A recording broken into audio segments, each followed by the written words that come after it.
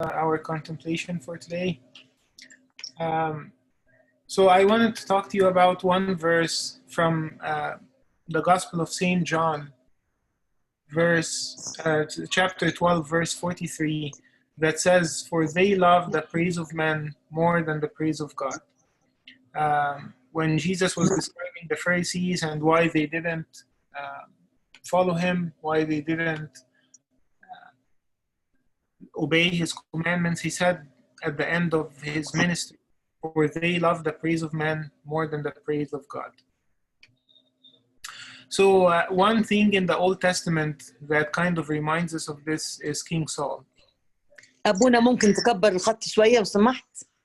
Yes, Tante Amel, this is the biggest, it's 200%.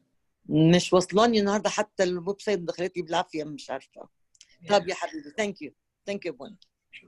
So in 1 Samuel chapter 13, we will read a quick story about King Saul. It says, "As for Saul, he was still in Gilgal, and all the people followed him trembling." He was going to a war, and the people following him were trembling, meaning they were not very encouraged to go to the war, and they were scared and wanted to leave him. Then he waited 7 days according to the time set by Samuel, but Samuel did not come to Gilgal, and the people were scattered from him. So notice here that Samuel told King Saul beforehand, "Wait for me 7 days, I will come and offer a sacrifice, and then you can go to war and start." But after 7 days, Samuel was a little late. And notice this verse when he said, "And the people were scattered from him." So he was looking at the people, and he was looking at the support of the people. So Saul said, "Bring a burnt offering and peace offerings here to me." And he offered the burnt offering. Of course, Saul is not from the tribe of Levi. He is not a priest. He is not allowed to offer a sacrifice. And he's a king, but Samuel was the one that was supposed to offer the sacrifice. So Saul said, "Bring a burnt offering," and he offered it. Now it happened as soon as he had finished presenting the burnt offering that Samuel came, and Saul went out to meet him that he might greet him. And Samuel said, "What have you done?" Saul said, "When I saw that the people were scattered from me, and that you did not come within the days appointed, and that the Philistines gathered together at Michmash, then I said, the Philistines will now come down on me at Gilgal, and I have not made supplication to the Lord. Therefore I felt compelled, and I offered a burnt offering." So Saul gave an excuse to his sin. And he said, "I did that because I did not want to go to war before God would bless me." So a lot of people say actually Saul's sin is that he wanted to offer a sacrifice, and he wanted to offer a burnt offering as if he was a priest. And some people say he was impatient. But if you notice here, one of the main reasons was that he was looking at the people. He was looking at the people. He was looking at the people following him and did not look at God. Back to our verse when he said, "For they love the praise of men more than the praise of God." And when he did that, Samuel said to him, and Samuel said to Saul, "You have done foolishly. You have done foolishly." So Saul was foolish because he did not obey God. Then right after that, Samuel started telling him the famous verse, that God is not pleased with sacrifices, but with obedience, with mercy. So to obey God is more important than to offer a sacrifice. Another story, actually a couple of chapters later in chapter 15, this was the first time Saul disobeyed God. But then in the second time, a couple of chapters later, God gave him another chance, and he said, I didn't copy the whole story, but he said, "Go to Amalek and fight with them and wipe them out and kill everyone."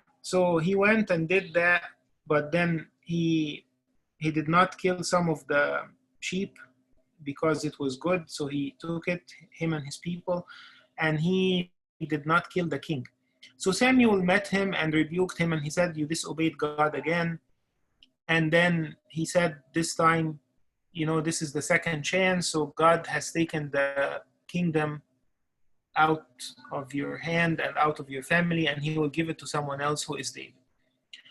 And then he kept, arguing with Samuel and trying to find an excuse for himself. But then when Samuel was about to leave and he said, that's it, then notice what Saul did here. Then he said, I have sinned. Yet honor me now, please, before the elders of my people and before Israel. So when Samuel told him that God is going to punish you and that the kingdom will no longer be yours, you will not be king anymore, meaning it will not stay in your family, he was very concerned about one thing, that he would look bad in front of the elders of the people and look bad in front of Israel.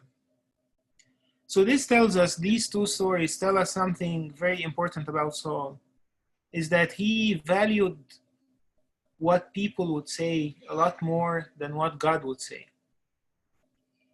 He did not obey the first time because the people were about to be scattered from him. And the second time, he again followed the people and disobeyed God. And then he was more concerned about how the people honor him than the punishment itself. Maybe he was okay with Samuel rebuking him, but he didn't like it that it happened in front of the people. So again, back to our verse, for they love the praise of man more than the praise of God. A big mistake that many, many times we fall into. That I value what people say a lot more than what God says. Or I don't think about God's opinion, but I think about people's opinion.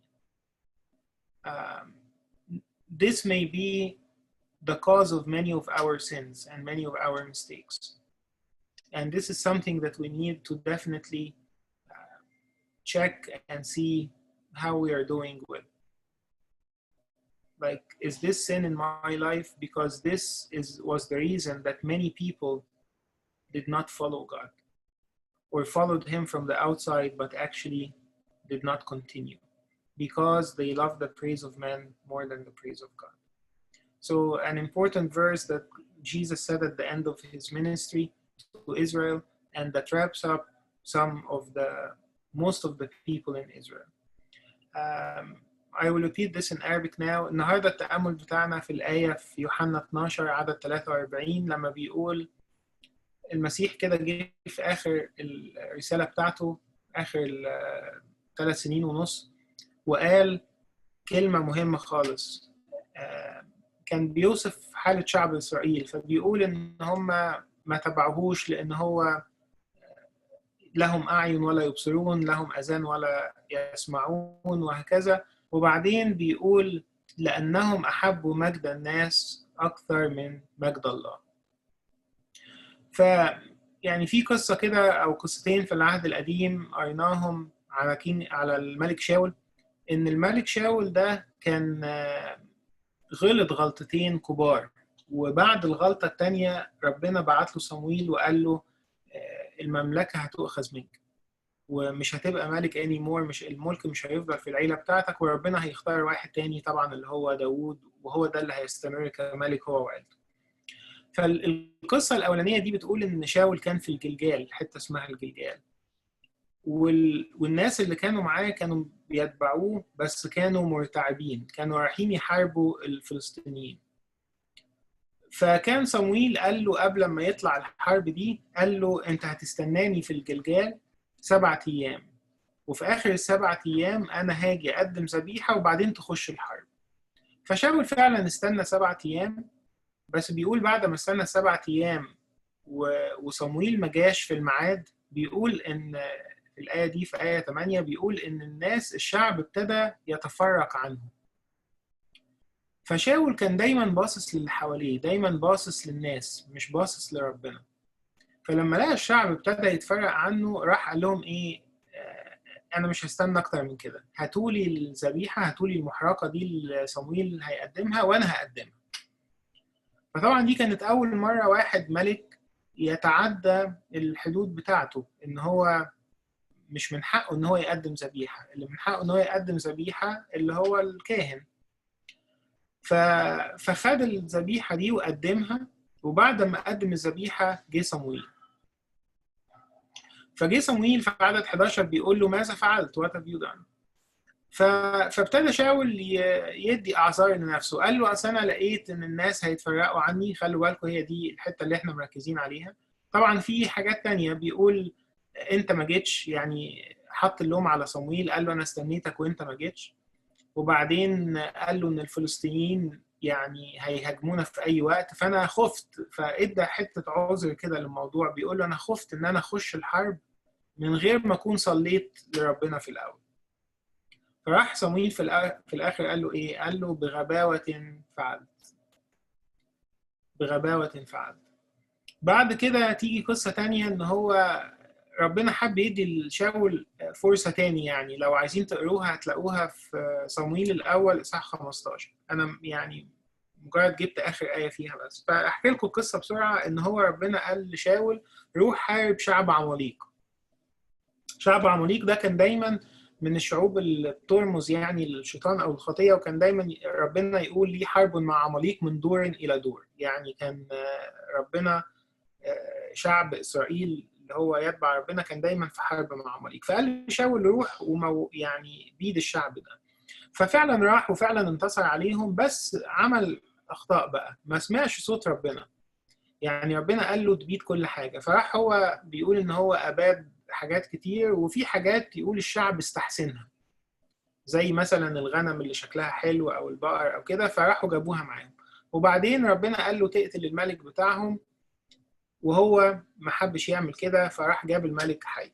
فالمهم صمويل راح وبخه وقال له ربنا اداك فرصة تانية وانت ما سمعتش الكلام، ومن هنا ورايح المملكة هتتاخد منك وربنا هيختار ملك تاني ليه.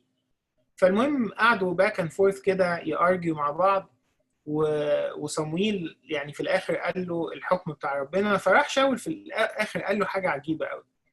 يعني بدل ما يقول له انا اخطأت وانا عايز اتوب وارجع لربنا، قال له ايه في عدد 30؟ قال له انا اخطأت ولكن اكرمني من اجل شيوخ الشعب وبني اسرائيل.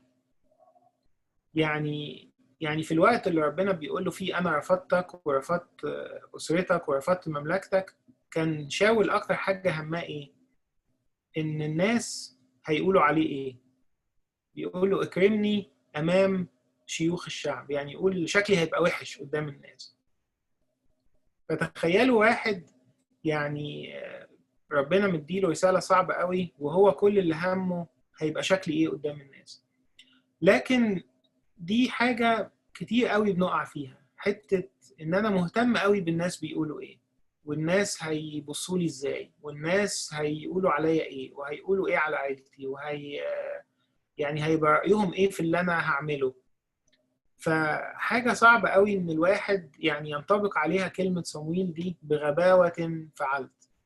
انتوا عارفين شاول في الاخر لما قعد طول عمره يحاول ياخد رضا الناس ومجد الناس، في الاخر حصل ايه؟ كل الناس سابته، وحتى الناس اللي هو اكرمهم سابوه راحوا لداوود بعد كده.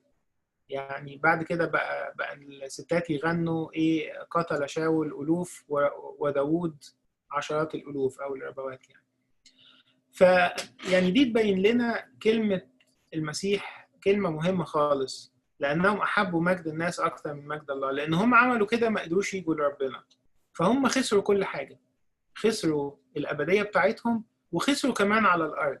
لأن لو أنا قعدت أحاول أرضي الناس، اللي هيحصل في الآخر إن الناس اللي أنا بجري وراهم دول كلهم هيسيبوني. محدش بيوصل لرضا الناس. القديس بولس بيقول لو كنت بعد أرضي الناس لما كنت إيه؟ عبدا للمسيح.